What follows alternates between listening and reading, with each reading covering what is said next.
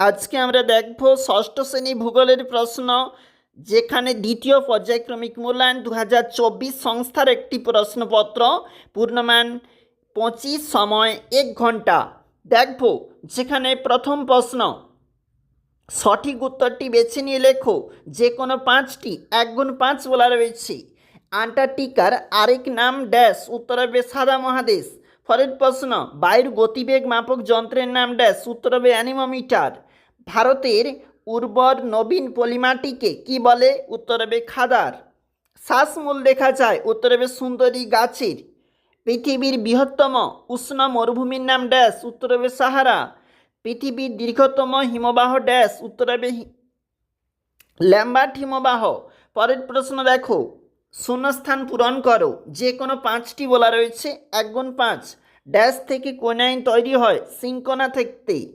ক্ষয় ত্যাগের প্রশ্ন, ড্যাশ একটি পানীয় ফসল, উত্তর হবে চা একটি পানীয় ফসল।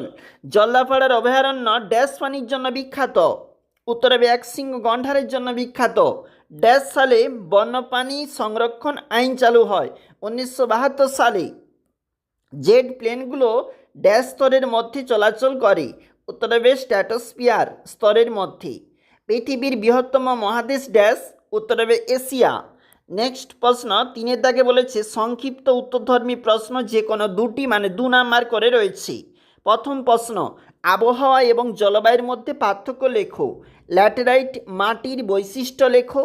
মাটি সংরক্ষণ কিভাবে হওয়া দরকার। এর পরের প্রশ্ন দেখো কি বলেছে, যে কোনো 2টি প্রশ্নের উত্তর দাও। 3 গুণ 2, মেরু অঞ্চল অপেক্ষা নিরক্ষীয় অঞ্চল উষ্ণ হওয়ার কারণ ব্যাখ্যা করো। কাঁটাঝোপ ও গুল্ম জাতীয় উদ্ভিদের বৈশিষ্ট্য লেখো। লাল মাটি কাকে বলে, এই মাটিতে কি কি ফসল ভালো জন্মায়।